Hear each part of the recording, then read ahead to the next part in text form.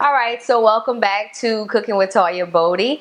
I have a wonderful meal planned for you guys. Again, this time it's crawfish pasta. In New Orleans, we have this meal that we constantly bring at parties and stuff like that, even at festivals and stuff.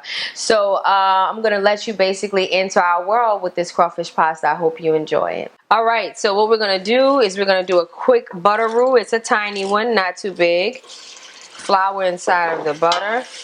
And get that going around the pan, get it nice and mixed up. And at this point, what you're going to do, you're going to cook it for about maybe 3 minutes.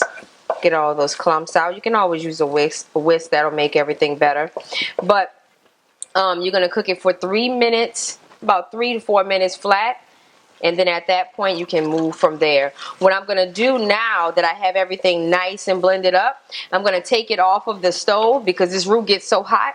I'm going to take it off of the stove and then stir it so I can add the cream without it bubbling up and splashing. Alright, so now we're going to add the cream. And you see how it didn't splash and bubble all over the place? That's only because I took it off and I cooled it down. And at this point, we're just stirring it to get it to a place where the roux is bonding with that cool liquid. I'm going to add the green onions in to let the green onions really start settling in with that flavor. I'm going to come back with the garlic. Beef the heat up just a little bit. I started off on like a medium high doing the roux, and then of course I took it off. Now I'm back to a good medium high because I want the roux to really mix with that cream.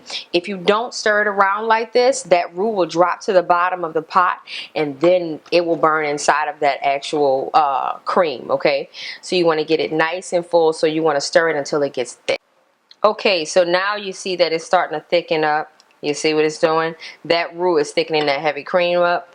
Now we're going to add the crawfish with the fat. You see the orange at the bottom? That's the good stuff. Remember that. Add that in. There we go. And mix this around.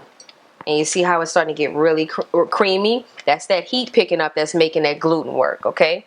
So now at this point, when it's really creamy like this, I'm going to cut it down some because it's definitely mixed up. Alright, now we have the crab, shrimp, and crawfish ball. Again, the brand doesn't matter. You just want to use it.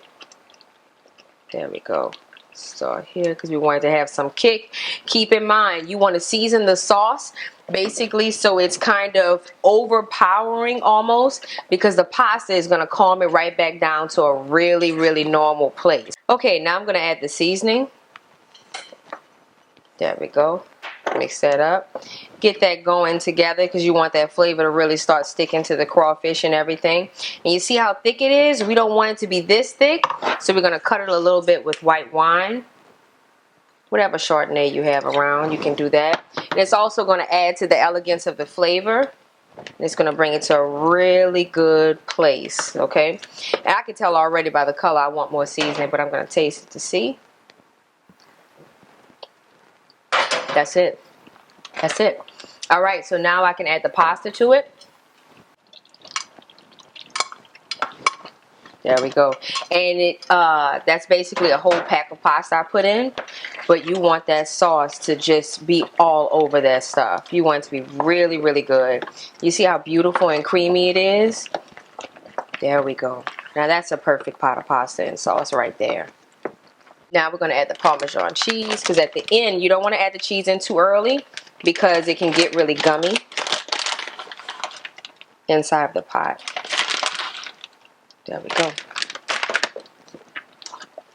Fold that in, cut the heat off, then that's just going to melt on its own. That's ready to go.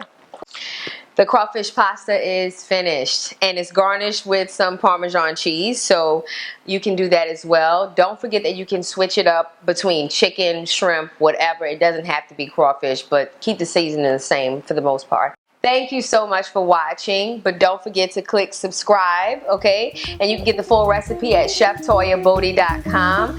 And I'll keep you updated once you subscribe with everything that's coming out, all the recipes that happen in the future. So once again, thank you.